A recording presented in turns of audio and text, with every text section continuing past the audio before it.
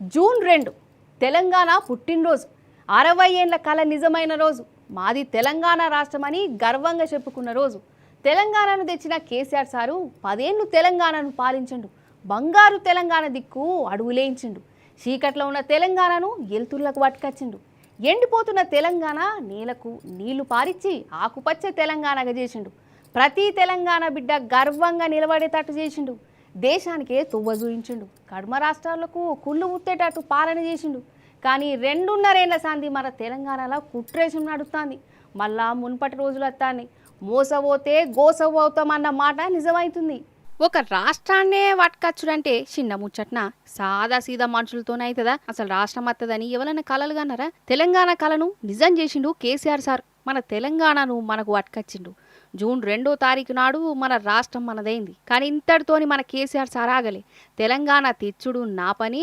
తెలంగాణ వచ్చింది నేను చేయవలసిన పని అయిపోయిందని అనుకోలే కుట్రలు కనిపెట్టిండు తెచ్చుకున్న తెలంగాణను మళ్ళా ఆగం కాకుండా 10 ఏళ్ళు భద్రంగా కాపాడిండు మన తెలంగాణ కోసం ఎంత తండాడినమో ఎంత కొట్లాడినమో తెచ్చుకున్న తెలంగాణను కాపాడుకునేందుకు కూడా గంతే తండ్లాడిండు కేసీఆర్ సారు అంతెందుకు రాష్ట్రం తెచ్చుకున్న కొత్తల్ని చంద్రాల సార్ చేసిన కుట్రేషం లోకమంతా చూసి రేవంత్ సార్తోన మూటలు మెప్పించి మన తెలంగాణను తలదించుకునేటట్టు చేద్దాం అనుకున్నారు కానీ ఆ కేసీఆర్ సారు ఆ పాప్పులుడు కనియలే కుట్రలు చేసే నూలను కరకట్ట అవతల దాకా పంపిండు తెలంగాణ అత్తే చీకటైతుంది రైతులు ఆగమవుతారు కరెంటు ఉండదు నీళ్లు రావు పాలన తెలియదని ఎవరైతే అన్నారో వాళ్ళతోనే తెలంగాణ పానాలే బేసనే అనిపించిండు కేసీఆర్ సార్ కరెంటు కోస లేకుండా చేసిండు నీళ్ళ తిప్పలు రాకుండా చేసిండు ఆకుపచ్చని తెలంగాణగా మార్చిండు కానీ ఇప్పుడు ఏమైంది 2.5 ఏళ్ల సంధి కత్తి వాళ్ళది పొడిచేది మాత్రం మనది అని కేసీఆర్ సార్ చెప్పినట్టే నడుస్తున్నది ఈడ కత్తి ఎవలో పొడిచేది ఎవలో సపరేట్గా చెప్పవలసిన పని లేదు మీకే అర్థమవుతున్నది కదా అంతా మళ్ళీ మన తెలంగాణలో ఆంధ్ర కుట్రను అడుగుతానే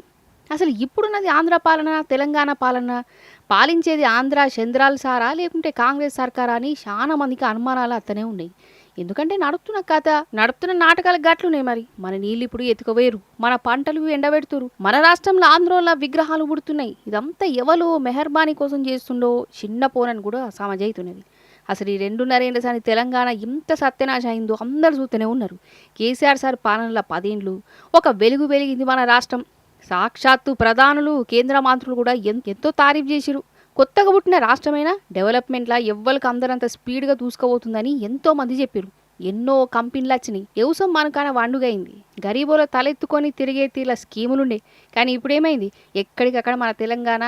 అరిగోస పడుతూనే ఉన్నది పాత స్కీములు లేవు కొత్త స్కీములు దిక్కులేదు రియల్ ఎస్టేట్లు వాడిపోయింది వ్యవసాయం దండుగా లెక్కనే మార్చి వాడేస్తారు కమ్ యూరియా బత్తాలు కూడా యాలకియలే పండించిన పంటను కొనులేదు ఇక నౌకల సంగతి దేవుడెరుగు భూములు కబ్జాలు అయితేనే ఉన్నాయి గరీబోళ్ళ ఇండ్లు ఊల్చుతూనే ఉన్నారు ఎవరన్నా సర్కారును లేదు ఇక పాపం వాళ్ళ మీద లాఠీ చార్జీలు అరెస్టులు కేసులు జైలు ఇక ఇట్లున్నది తెలంగాణ పరిస్థితి జూన్ 2న ప్రతిసారి పండుగ లెక్క చేసుకుంటాం మనం కానీ 2.5 ఏళ్ల సంధి మాత్రం కండ్ల పొంట నీళ్లు పెట్టుకొని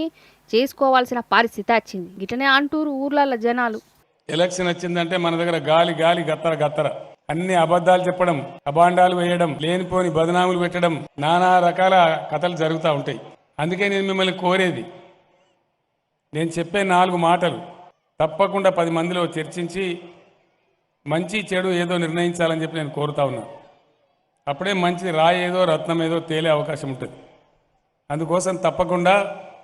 మీ గ్రామాలలో మీరు చర్చించమని నేను కోరుతా ఉన్నా ఈ రాష్ట్రం ఏ పార్టీ చేతులలో ఉంటే సురక్షితంగా ఉంటుంది ఎవరు ఉంటే మనకు మేలు జరుగుతుంది అనే విషయాలు మనం ఆలోచించకుండా ఓట్లేస్తే